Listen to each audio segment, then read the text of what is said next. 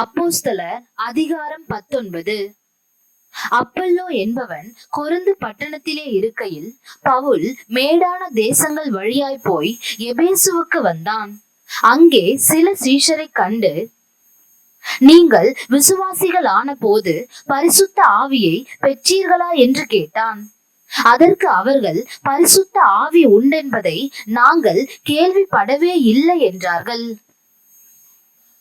அப்பொழுது அவன், அப்படியானால் நீங்கள் எந்த ஞானஸ்நானம் பெற்றீர்கள் என்றான். அதற்கு அவர்கள், யோவான் கொடுத்த ஞானஸ்நானம் பெற்றோம் என்றார்கள். அப்பொழுது பவுல், யோவான் தனக்கு பின் வருகிறவர் ஆகிய கிறிஸ்து இயேசுவில் விசுவாசிகளாய் இருக்க வேண்டும் என்று ஜனங்களுக்கு சொல்லி மனம் திரும்புதலுக்கு ஏற்ற ஞானஸ்நானத்தை கொடுத்தானே என்றான்.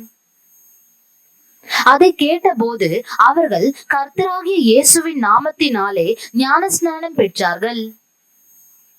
அல்லாமலும் பவுல் அவர்கள் மேல் கைகளை வைத்த போது பரிசுத்த ஆவி அவர்கள் மேல் வந்தார். அப்பொழுது அவர்கள் அந்நிய பாஷைகளை பேசி தீர்க்க தரிசனம் சொன்னார்கள். அந்த மனுஷர் எல்லாரும் ஏறக்குறைய 12 பேராயிருந்தார்கள்.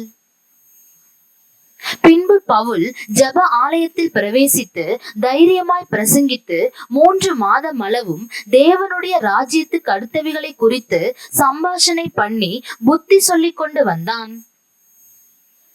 சிலர் கடினப்பட்டு அவிசுவாசிகள் ஆகி கூட்டத்திற்கு முன்பாக இந்த மார்க்கத்தை நிந்தித்த போது அவன் அவர்களை விட்டு விலகி சீஷரை அவர்களில் இருந்து பிரித்து கொண்டு திரன்னு என்னும் ஒருவனுடைய வித்யாசாலையிலே அனுதினமும் சம்பாஷித்துக் கொண்டு வந்தான். 2 வருஷ காலம் இப்படி நடந்ததினாலே ஆசியாவில் குடியிருந்த யூதரும் கிரேக்கரும் ஆகிய எல்லாரும் கர்த்தராகிய இயேசுவின் வசனத்தை கேட்டார்கள். பவுலின் கைகளினாலே தேவன் விசேஷித்த அற்புதங்களை செய்தருளினார். அவனுடைய சரீரத்தில் இருந்து உருமால்களையும் கச்சைகளையும் கொண்டு வந்து வியாதிக்காரர் மேல் போட வியாதிகள் அவர்களை விட்டு நீங்கி போயின. பொல்லாத ஆவிகளும் அவர்களை விட்டு புறப்பட்டன. அப்பொழுது தேசாந்தரிகளாய் திரிகிற மந்திரவாதிகள் ஆகிய யூதரில் சிலர் பொல்லாத ஆவிகள் பிடித்திருந்தவர்கள் மேல் கர்த்தராகிய இயேசுவின் நாமத்தை சொல்ல துணிந்து, பவுல் பிரசங்கிக்கிற இயேசுவின் பேரில் ஆணையிட்டு உங்களுக்கு கட்டளை இடுகிறோம் என்றார்கள். பிரதான ஆசாரியன் ஆகிய ஸ்கேவா என்னும் ஓர் யூதனுடைய குமாரர் 7 பேர் இப்படி செய்தார்கள். பொல்லாத ஆவி அவர்களை நோக்கி, இயேசுவை அறிவேன், பவுலையும் அறிவேன், நீங்கள் யார் என்று சொல்லி பொல்லாத ஆவியுடைய மனுஷன் அவர்கள் மேல் பாய்ந்து பலாத்காரம் பண்ணி அவர்களை மேற்கொள்ள அவர்கள் நிர்வாணிகளும் காயப்பட்டவர்களும் ஆகி அந்த வீட்டை விட்டு ஓடி போனார்கள். இது எபேசுவிலே குடியிருந்த யூதர் கிரேக்கர் அனைவருக்கும் தெரிய வந்த போது அவர்கள் எல்லாரும் பயமடைந்தார்கள். கர்த்தராகிய இயேசுவின் நாமம் மகிமைப்பட்டது. விசுவாசித்தவர்களில் அநேகர் வந்து தங்கள் செய்கைகளை வெளிப்படுத்தி அறிக்கையிட்டார்கள். மாய வித்தைக்காரராய் இருந்தவர்களில் அநேகர் தங்கள் புஸ்தகங்களை கொண்டு வந்து எல்லாருக்கும் முன்பாக சுட்டெரித்தார்கள். அவைகளின் கிரயத்தை தொகை பார்த்து 50,000 வெள்ளி காசாக கண்டார்கள். இவ்வளவு பலமாய் கர்த்தருடைய வசனம் விருத்தி அடைந்து மேற்கொண்டது. இவைகள் முடிந்த பின்பு பவுல் மக்கதோனியா, அகாயா என்னும் நாடுகளில் சுற்றி நடந்து எருசலேமுக்கு போகும்படி ஆவியில் நிர்ணயம் பண்ணிக்கொண்டு, நான் அங்கே போன பின்பு ரோமாபுரியையும் பார்க்க வேண்டியதென்று சொல்லி தனக்கு உதவி செய்தவர்களில் 2 பேராகிய தீமோத்தேயுவையும் எரஸ்துவையும் மக்கதோனியாவுக்கு அனுப்பிவிட்டு தான் பின்னும் சில காலம் ஆசியாவிலே தங்கினான். அக்காலத்திலே இந்த மார்க்கத்தை குறித்து பெரிய கலகம் உண்டாயிற்று. எப்படி என்றால், தெமோத்திரியு என்னும் பெயர் கொண்ட ஒரு தட்டான் தியானாலின் கோவிலை போல வெள்ளியினால் சிறிய கோவில்களை செய்து தொழிலாளிகளுக்கு மிகுந்த ஆதாயம் வருவித்துக் கொண்டிருந்தான். இவர்களையும் இப்படிப்பட்ட தொழில் செய்கிற மற்ற வேலையாட்களையும் அவன் கூடி வர செய்து, மனுஷர்களே, இந்த தொழிலினால் நமக்கு நல்ல பிழைப்பு உண்டாயிருக்கிறதென்று அறிவீர்கள். இப்படி இருக்க கைகளினால் செய்யப்பட்ட தேவர்கள் தேவர்கள் அல்லவென்று இந்த பவுல் என்பவன் சொல்லி, எபேசுவிலே மாத்திரம் அல்ல, கொஞ்சம் குறைய ஆசியா எங்கும் அநேக ஜனங்களுக்கு போதித்து அவர்களை வசப்படுத்தி கொண்டான் என்று நீங்கள் கண்டும் கேட்டும் இருக்கிறீர்கள்.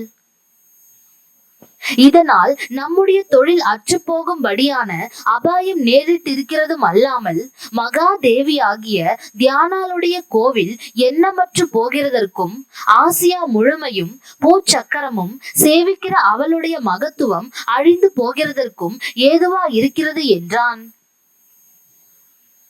அவர்கள் இதை கேட்டு கோபத்தால் நிறைந்து, எபேசியருடைய தியானாலே பெரியவள் என்று சத்தமிட்டார்கள். பட்டணம் முழுவதும் கலகத்தினால் நிறைந்தது. பவுலுக்கு வழித்துணையாய் வந்த மக்கதோனியராகிய காயுவையும் அரிஸ்தர்க்குவையும் அவர்கள் இழுத்து கொண்டு ஒருமனப்பட்டு அரங்கசாலைக்கு பாய்ந்தோடினார்கள். பவுல் கூட்டத்துக்குள்ளே போக மனதாய் இருந்த போது சீஷர்கள் அவனை போக விடவில்லை. ஆசியா நாட்டு தலைவரில் அவனுக்கு சிநேகிதராய் இருந்த சிலரும் அவனிடத்திற்கு ஆள் அனுப்பி அரங்க சாலைக்குள் போக வேண்டாம் என்று எச்சரித்தார்கள். கூட்டத்தில் அமளி உண்டாகி சிலர் இப்படியும் சிலர் அப்படியுமாக பேசினார்கள். தாங்கள் கூடி வந்த காரணம் இன்னதென்று அநேகருக்கு தெரியாதிருந்தது. அப்பொழுது யூதர்கள் அலெக்சந்தர் என்பவனை முன்னிற்க தள்ளுகையில் கூட்டத்திலே சிலர் அவனை முன்னே இழுத்து விட்டார்கள். அலெக்சந்தர் கையமர்த்தி ஜனங்களுக்கு உத்தரவு சொல்ல மனதாயிருந்தான். அவன் யூதன் என்று அவர்கள் அறிந்த போது, எபேசியருடைய தியானாலே பெரியவள் என்று 2 மணி நேரம் அளவும் எல்லாரும் ஏகமாய் சத்தமிட்டு கொண்டிருந்தார்கள். பட்டணத்து சம்பிரதியானவன் ஜனங்களை அமர்த்தி, எபேசியரே, எபேசியருடைய பட்டணம் மகா தேவியாகிய தியானாளுக்கும் வானத்திலிருந்து விழுந்த சிலைக்கும் கோவில் பரிசாரகியா இருக்கிறதை அறியாதவன் உண்டோ?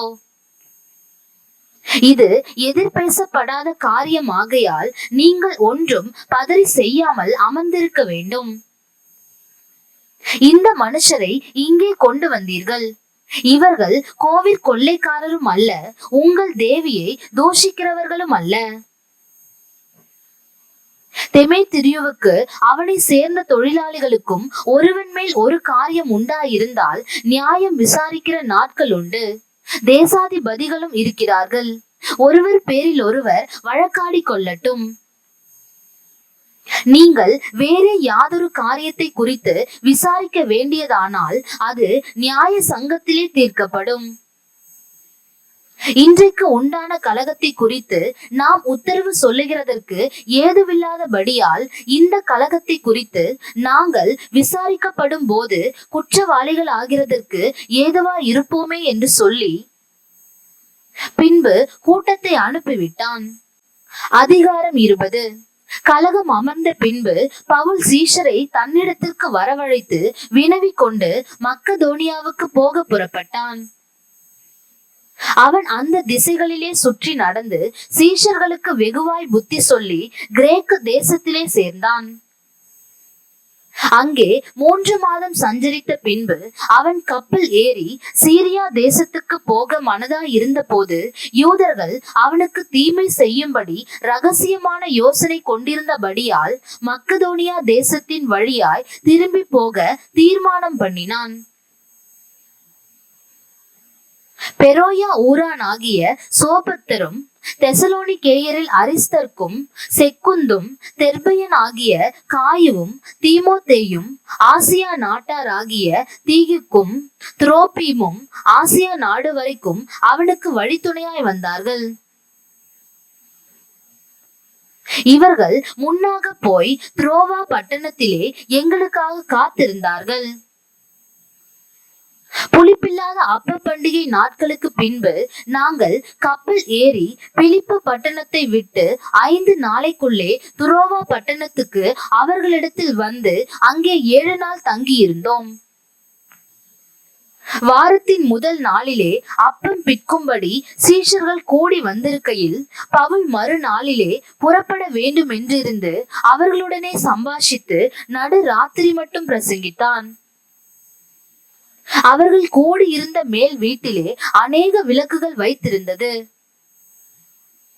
அப்பொழுது ஐத்திகோ என்னும் பெயர் கொண்ட ஒரு வாலிபன் ஜன்னலில் உட்கார்ந்திருந்து பவுல் நெடுநேரம் பிரசங்கம் பண்ணி கொண்டிருக்கையில் மிகுந்த தூக்கம் அடைந்து நித்திரை மயக்கத்தினால் சாய்ந்து 3ஆம் மெத்தையிலிருந்து கீழே விழுந்து மரித்தவனாய் எடுக்கப்பட்டான்.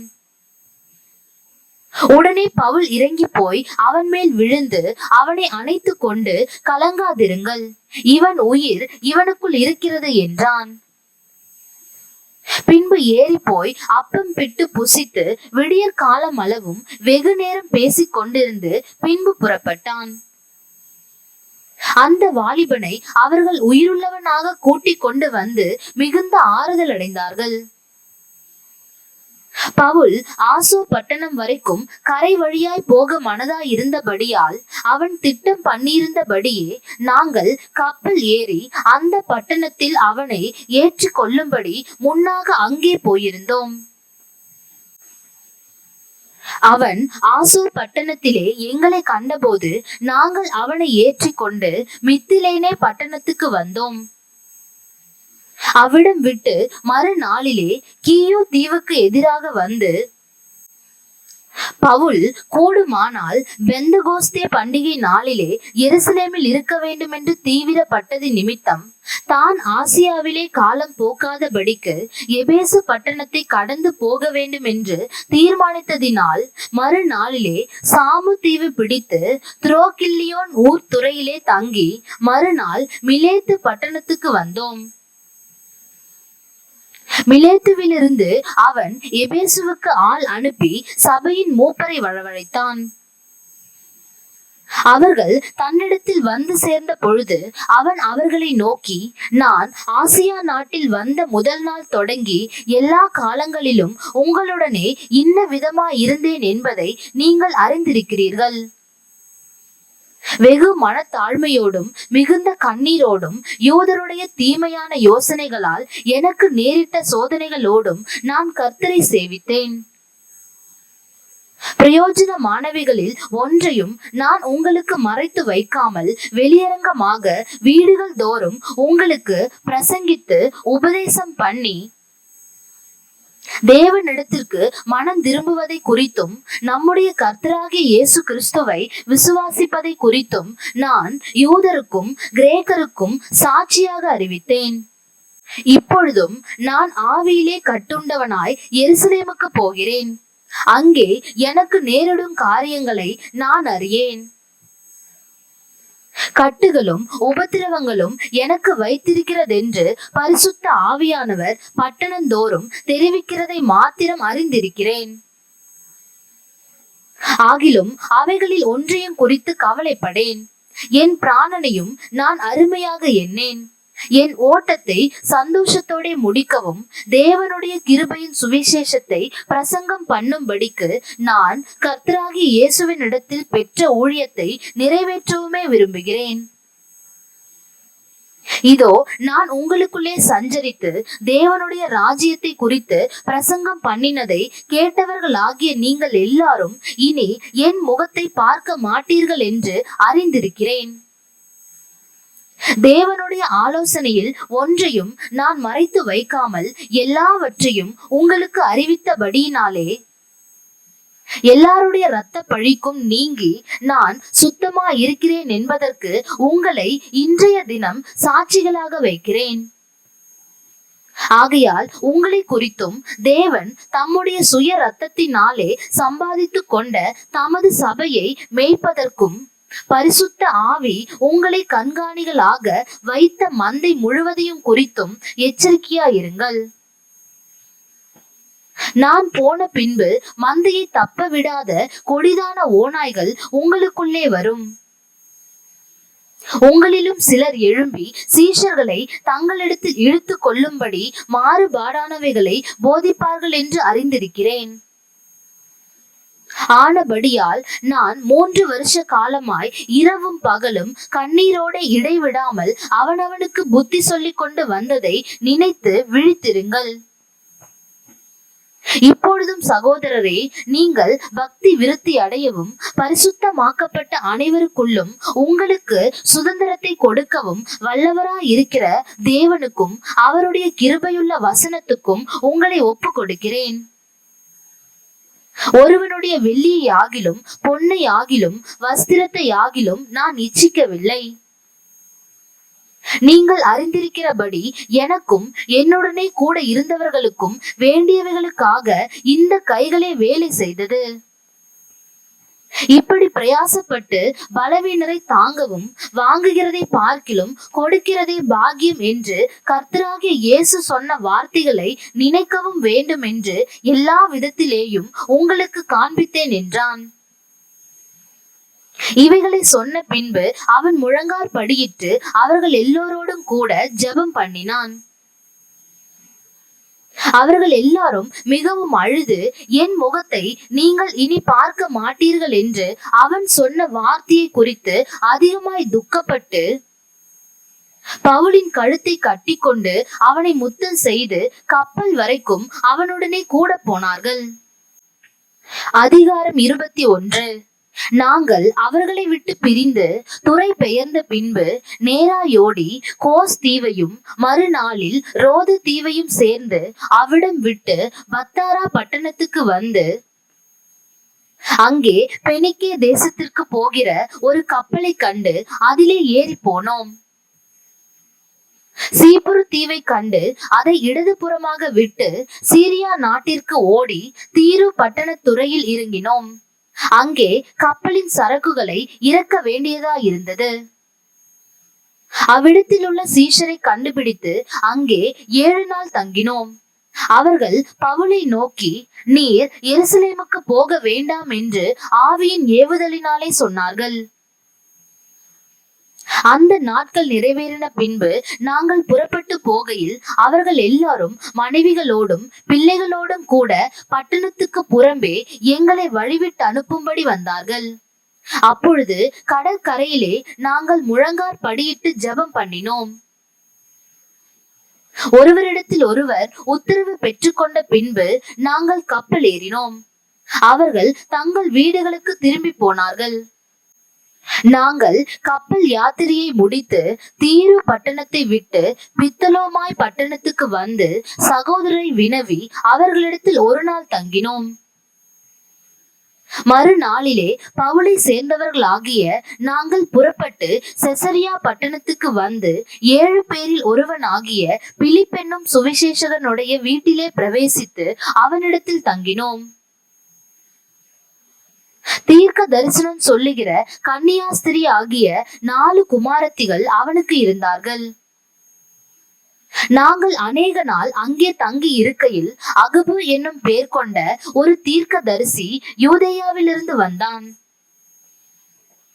அவன் எங்களிடத்தில் வந்து பவுலினுடைய கச்சியை எடுத்து தன் கைகளையும் கால்களையும் கட்டி கொண்டு, இந்த கச்சியை உடையவனை எருசலேமில் உள்ள யூதர் இவ்விதமாய் கட்டி புறஜாதியார் கைகளில் ஒப்பு கொடுப்பார்கள் என்று பரிசுத்த ஆவியானவர் சொல்லுகிறார் என்றான்.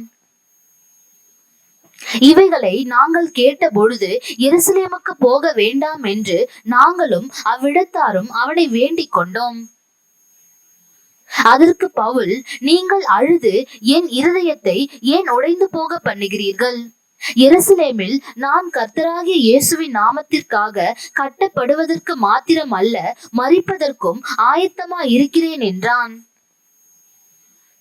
அவன் சம்மதியாதபடியினாலே கர்த்தருடைய சித்தம் ஆக கடவதென்று அமர்ந்திருந்தோம்.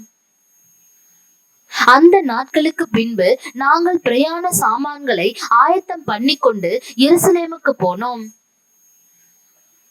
செசரியா பட்டணத்தில் உள்ள சீஷரில் சிலர் எங்களுடனே கூட வந்ததும் அன்றி, சீப்புரு தீவான் ஆகிய மினாசோன் என்னும் ஒரு பழைய சீஷனிடத்திலே நாங்கள் தங்கும்படியாக அவனையும் தங்களோட கூட்டிக் கொண்டு வந்தார்கள். நாங்கள் எருசலேமுக்கு வந்தபோது சகோதரர் எங்களை சந்தோஷமாய் ஏற்றுக்கொண்டார்கள். மறுநாளிலே பவுல் எங்களை கூட்டிக் கொண்டு யாக்கோபினிடத்திற்கு போனான். மூப்பர் எல்லாரும் அங்கே கூடி வந்தார்கள். அவர்களை அவன் வினவி தன் ஊழியத்தினாலே தேவன் புறஜாதிகளிடத்தில் செய்தவைகளை ஒவ்வொன்றாய் விவரித்து சொன்னான். அதை அவர்கள் கேட்டு கர்த்தரை மகிமைப்படுத்தினார்கள். பின்பு அவர்கள் அவனை நோக்கி, சகோதரனே, யூதர்களுக்குள் அநேகம் 1000 பேர் விசுவாசிகளா இருக்கிறதை பார்க்கிறீரே, அவர்கள் எல்லாரும் நியாய பிரமாணத்துக்காக வைராகியம் உள்ளவர்களா இருக்கிறார்கள். புற ஜாதிகளிடத்தில் இருக்கிற யூதர் எல்லாரும் தங்கள் பிள்ளைகளுக்கு விருத்த சேதனம் பண்ணவும் முறைமைகளின்படி நடக்கவும் வேண்டுவதில்லை என்று நீர் சொல்லி இவ்விதமாய் அவர்கள் மோசேயை விட்டு பிரிந்து போகும்படி போதிக்கிறீர் என்று இவர்கள் உம்மை குறித்து கேள்விப்பட்டிருக்கிறார்கள். இப்பொழுது செய்ய வேண்டியது என்ன? நீர் வந்திருக்கிறீர் என்று இவர்கள் கேள்விப்பட்டு நிச்சயமாக கூட்டம் கூடுவார்கள். ஆகையால் நாங்கள் உமக்கு சொல்லுகிறபடி நீர் செய்ய வேண்டும். அதென்னவென்றால், பிரார்த்தனை பண்ணி கொண்டவர்கள் ஆகிய 4 பேர் எங்களிடத்தில் இருக்கிறார்கள். அவர்களை நீர் சேர்த்து கொண்டு அவர்களுடனே கூட சுத்திகரிப்பு செய்து கொண்டு அவர்கள் தலை சவரம் பண்ணி கொள்வதற்கு செல்லுமானதை செலவு செய்யும். அப்படி செய்தால் உம்மை குறித்து கேள்விப்பட்ட காரியங்கள் அபத்தம் என்றும் நீரும் நியாய பிரமாணத்தை கை கொண்டு நடக்கிறவர் என்றும் எல்லோரும் அறிந்து கொள்வார்கள். விசுவாசிகளான புறஜாதியார் இப்படிப்பட்டவைகளை கை கொள்ளாமல் விக்கிரகங்களுக்கு படைத்ததற்கும் இரத்தத்திற்கும் நெருக்குண்டு செத்ததற்கும் வேசித்தனத்திற்கும் விலகி இருக்க வேண்டும் என்று நாங்கள் தீர்மானம் பண்ணி அவர்களுக்கு எழுதி அனுப்பினோமே என்றார்கள். அப்பொழுது பவுல் அந்த மனுஷரை சேர்த்து கொண்டு மறுநாளிலே அவர்களுடனே கூட தானும் சுத்திகரிப்பு செய்து கொண்டு தேவாலயத்தில் பிரவேசித்து அவர்களில் ஒவ்வொருவனுக்காகவும் வேண்டிய பலி செலுத்தி தீரும் அளவும் சுத்திகரிப்பு நாட்களை நிறைவேற்றுவேன் என்று அறிவித்தான். அந்த 7 நாட்களும் நிறைவேறி வருகையில் ஆசியா நாட்டிலிருந்து வந்த யூதர்கள் அவனை தேவாலயத்திலே கண்டு ஜனங்கள் எல்லாரையும் எடுத்துவிட்டு அவன் மேல் கை போட்டு, இஸ்ரவேலரே, உதவி செய்யுங்கள், நம்முடைய ஜனத்திற்கும் வேத பிரமாணத்திற்கும் இந்த ஸ்தலத்திற்கும் விரோதமாக எங்கும் எல்லாருக்கும் போதித்து வருகிறவன் இவன்தான். இந்த தேவாலயத்திற்குள்ளே கிரேக்கரையும் கூட்டிக் கொண்டு வந்து இந்த பரிசுத்த ஸ்தலத்தை தீட்டுப்படுத்தினான் என்று சத்தமிட்டார்கள். எபேசியனாகிய துரோபீமு என்பவன் முன்னே நகரத்தில் பவுலுடனே கூட இருக்கிறதை கண்டிருந்தபடியால் பவுல் அவனை தேவாலயத்தில் கூட்டிக் கொண்டு வந்திருப்பான் என்று நினைத்தார்கள். அப்பொழுது நகரம் முழுவதும் கலகமுற்றது. ஜனங்கள் கூட்டமாய் ஓடி வந்து பவுலை பிடித்து அவனை தேவாலயத்திற்கு புறம்பே இழுத்து கொண்டு போனார்கள். உடனே கதவுகள் பூட்டப்பட்டது. அவர்கள் அவனை கொலை செய்ய எத்தனைத்திருக்கையில் எருசலேம் முழுவதும் கலக்கமாய் இருக்கிறதென்று போர் சேவகரின் சேனாதிபதிக்கு செய்தி வந்தது. உடனே அவன் போர் சேவகரையும் அவர்களுடைய அதிபதிகளையும் கூட்டிக் கொண்டு அவர்களிடத்திற்கு ஓடினான். சேனாபதியையும் போர் சேவகரையும் அவர்கள் கண்டபோது பவுலை அடிக்கிறதை விட்டு நிறுத்தினார்கள். அப்பொழுது சேனாபதி கிட்ட வந்து அவனை பிடித்து 2 சங்கிலிகளினாலே கட்டும்படி சொல்லி இவன் யார் என்றும் என்ன செய்தான் என்றும் விசாரித்தான்.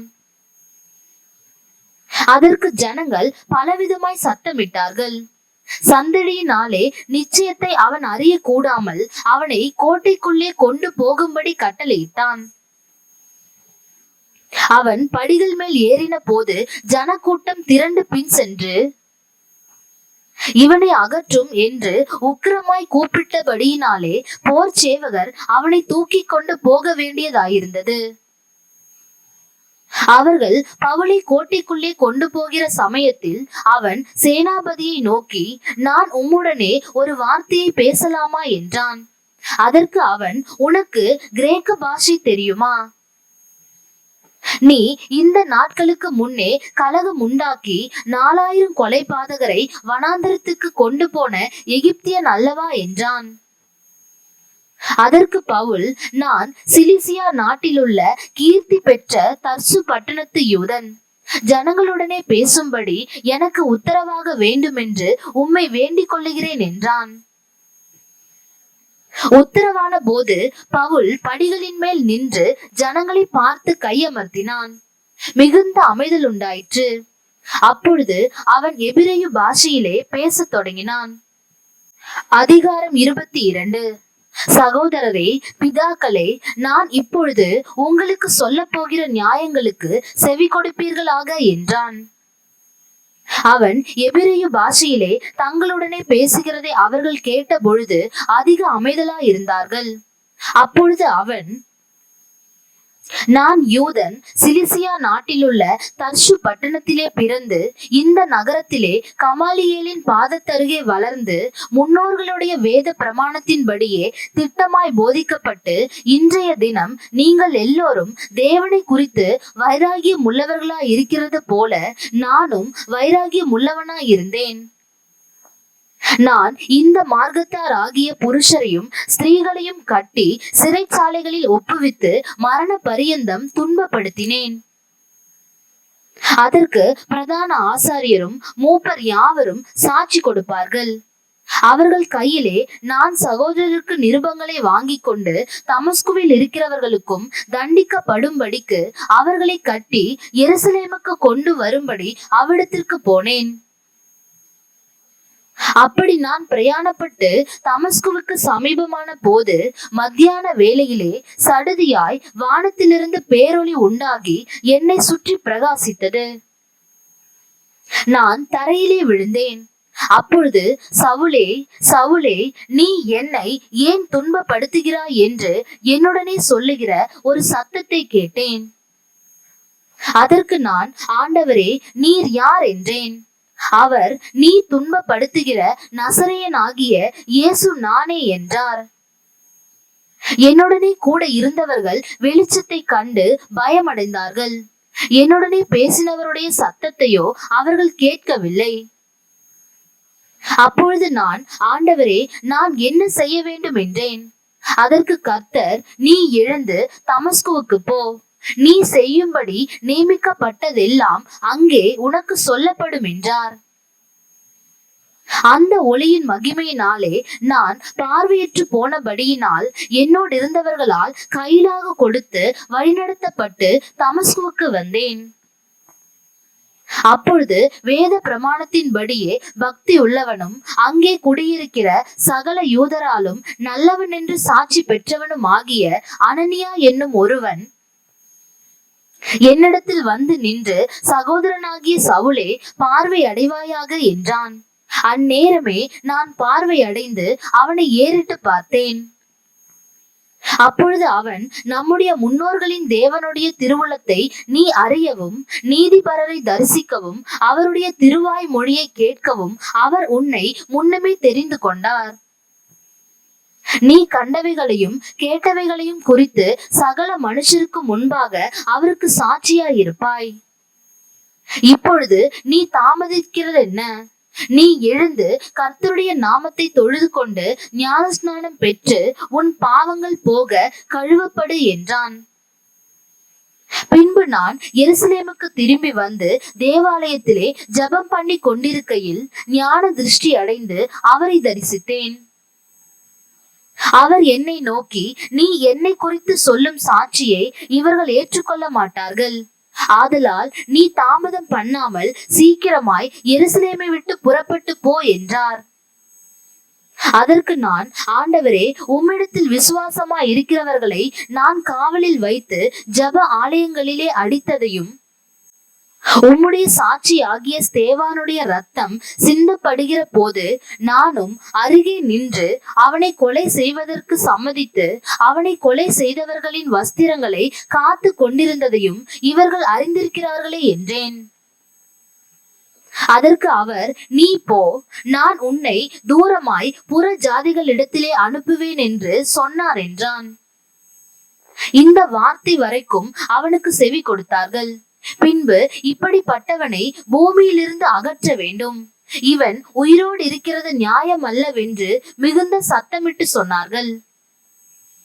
இவ்விதமாய் அவர்கள் கூக்குரலிட்டு தங்கள் மேல் வஸ்திரங்களை எரிந்துவிட்டு ஆகாயத்திலே புழுதியை தூற்றிக் கொண்டிருக்கையில் சேனாபதி அவனை கோட்டைக்குள்ளே கொண்டு வரும்படி கட்டளையிட்டு அவர்கள் அவனுக்கு விரோதமாய் இப்படி கூக்குரலிட்ட முகாந்திரத்தை அறியும்படிக்கு அவனை சவுக்கால் அடித்து விசாரிக்க சொன்னான். அந்தபடி அவர்கள் அவனை வாரினால் அழுந்து கட்டும் போது பவுல் சமீபமாய் நின்ற 100க்கு அதிபதியை நோக்கி, ரோமனும் நியாயம் விசாரிக்கப்படாதவனுமாய் இருக்கிற மனுஷனை அடிக்கிறது உங்களுக்கு நியாயமா என்றான்.